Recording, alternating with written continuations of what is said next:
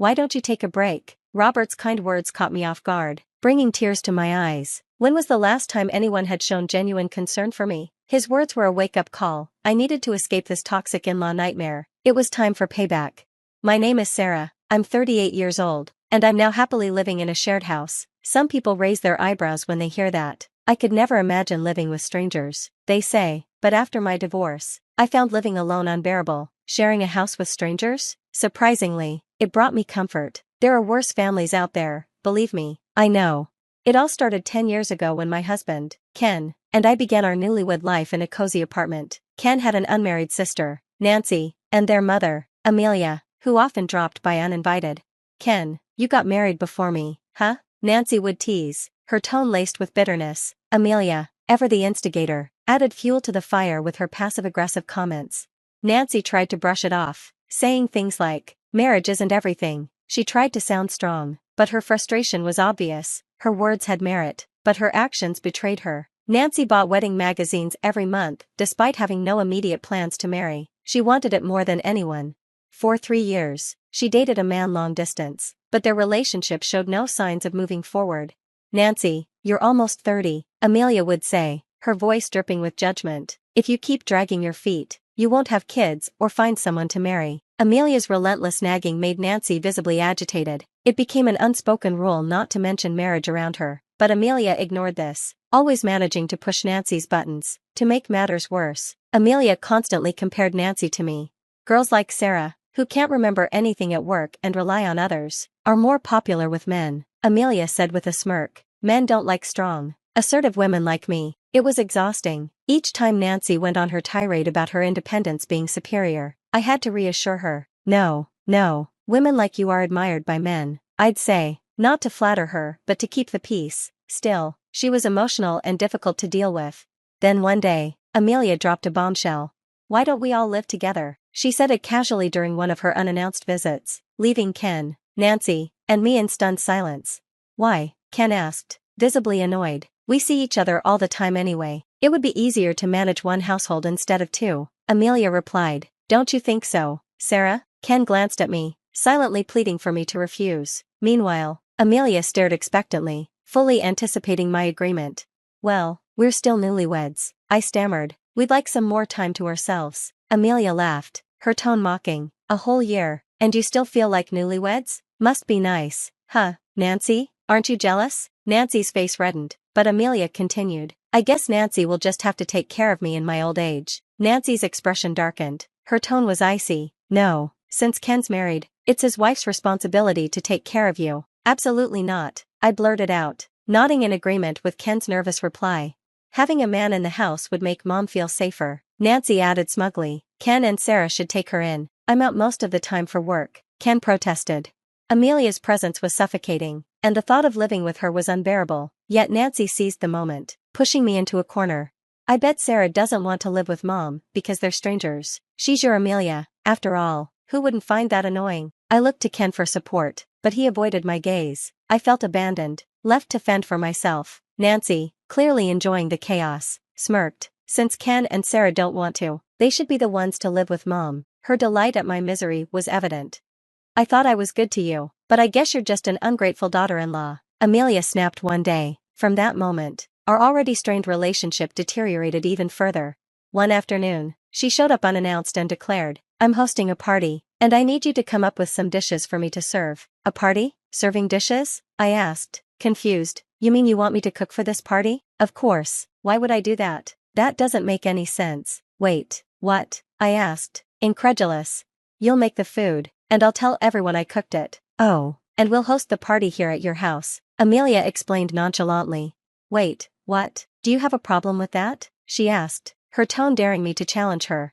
No problem at all, I muttered, swallowing my frustration. Really, Ken, can't you at least say something? I whispered to my husband later, but he just shrugged. A week later, the party happened. Amelia invited 5 of her friends to our house and bragged the entire time. She told them she had reluctantly moved in with us because we insisted. She claimed we were overly protective and couldn't bear to see her live alone. Her friends ate it up, praising her close family and marveling at her amazing cooking, all dishes I had spent hours preparing. The whole thing was a charade. A performance so Amelia could show off. Thankfully, there was no second party. Her friends likely humored her the first time out of politeness, but the event emboldened Amelia and Nancy. They began staying over more frequently until it felt like they had moved in entirely. Ken would complain to me in private, but he never confronted them. I felt trapped and isolated. This wasn't the life I imagined when I got married. One day, Nancy came home from work with a radiant smile. "Big news," she announced. "I'm getting married." "Wow, congratulations," I replied, masking my surprise. Nancy, who had been so obsessed with marriage, was finally getting her wish. Her joy was palpable, as if a weight had been lifted from her shoulders. Relief washed over me. Finally, Nancy would move out, or so I thought. "We're having a little get-together to introduce my fiancé," she continued. "Wait, you mean here?" I asked, already knowing the answer. "Of course, Sarah, could you prepare the food for the party?" Here we go again, I thought, my heart sinking. "Wouldn't it make more sense for you to cook since it's your fiancé?" "Oh, come on, you know I can't cook," Nancy said with a laugh.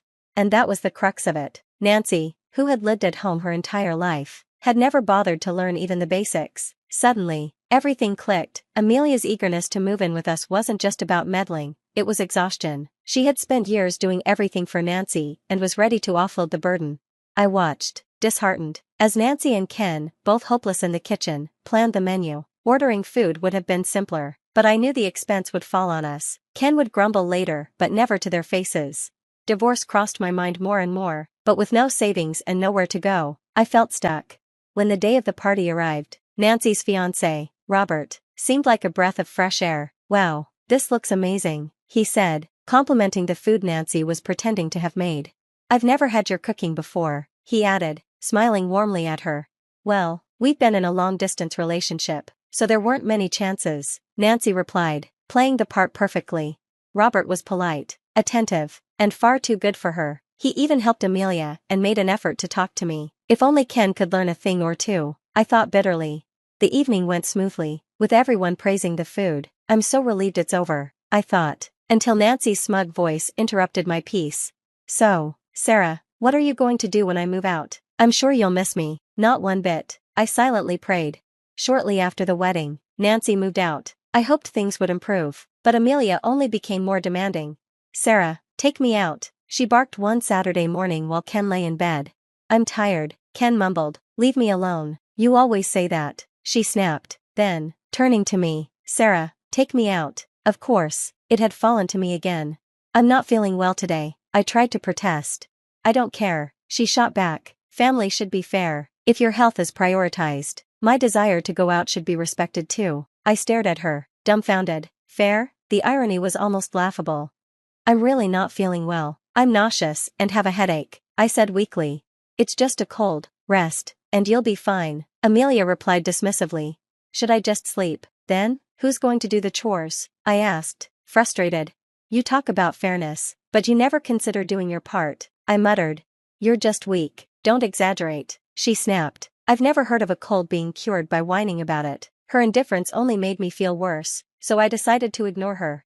"Ken," she called out, her voice shrill, "your wife is useless. She's making me upset. And it's annoying. Why don't you handle her? You're her son," I retorted, but it fell on deaf ears. For daring to argue, I found myself locked outside for 30 minutes. After walking aimlessly, I returned to find Ken acting as if nothing had happened. "What's your problem?" he asked, but I didn't have the energy to reply. My condition worsened, and I began running fevers daily. Exhausted, I stopped fighting back. About a month after Nancy moved out, Amelia suggested, since we didn't have a wedding celebration for Nancy, let's celebrate my birthday together as a family. Everyone seemed excited, planning the menu and activities. "I'm sorry, but I'd like to skip the celebration. I'm not feeling well," I said hesitantly. "You've been saying that forever," Amelia scoffed. "You're lying." "I'm not lying," I protested. "The doctor couldn't find anything, so you must be faking it," she declared. "Since you're so fine, you can handle all the chores during the party." Despite my protests, I ended up not only attending but also preparing everything. During the party, Amelia's guests complimented her. "Thanks for having us. I'm looking forward to Sarah's cooking," one of them said cheerfully. "You're welcome," Amelia replied with a smug smile. "Sarah, aren't you going to eat?" one of the guests asked. "I'm fine, thank you," I said, trying to mask my exhaustion. "Don't be silly, come sit with us. It's a family event." they insisted. No, really, I'm okay, I murmured, forcing a smile. I couldn't relax anymore. I was too used to doing all the work. But then, one of the guests, Robert, noticed my distress. His genuine concern overwhelmed me, and tears started to flow. Sarah, what's wrong? He asked softly.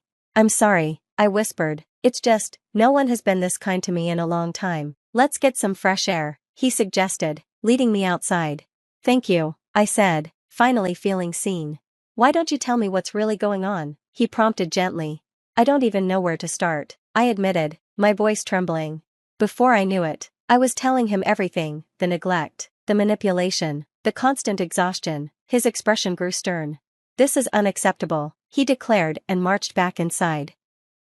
What kind of house is this? How can you all sit here drinking while Sarah is suffering? He demanded. The room fell silent. What did you tell him, Sarah? Nancy hissed. Just the truth, I replied firmly.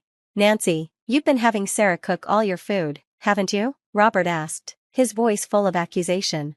She wanted to, Nancy stammered, but her face betrayed her guilt. You've been lying to me this whole time. No, and Ken, Robert continued. How can you stand by and let your wife be treated this way? That's none of your business, Ken retorted, his tone defensive. It is now, Robert said coldly. I've decided to divorce Nancy. The room erupted into chaos. Wait, what? Why? Nancy shrieked. You lied to me, that's all you care about? I'm done. Nancy turned to Amelia, panicked. What about me? Who's going to take care of Mom? Not me, Robert said firmly. Nancy looked desperate. Sarah, you can't be serious about divorce. I'm dead serious, I snapped, my voice rising for the first time. I'm done being treated like a servant. Even maids get paid, I don't get a cent. If this family were subject to labor laws, you'd all be in big trouble. This is ridiculous, Amelia protested. Is it? I countered. You've woken me in the middle of the night to help you look for things, yelled at me for breakfast being late, ignored my feelings, and imposed your wishes on me. This house has no respect for me. Even prisons offer more rights than this place. Ken muttered something under his breath, clearly uncomfortable. Who cares who's to blame? I can't stay in this toxic family anymore, I declared. I want a divorce. The double divorce announcement marked the end of an era. Afterward, I kept the house, while Ken moved back in with his parents. Life after the divorce wasn't easy, but I began to heal. Therapy revealed I had a stress-induced mental illness, and I managed to claim damages for emotional distress. Nancy and Robert divorced as well, leaving Nancy to move back in with Amelia and Ken. The three of them struggled, eventually losing their home and moving together to start over.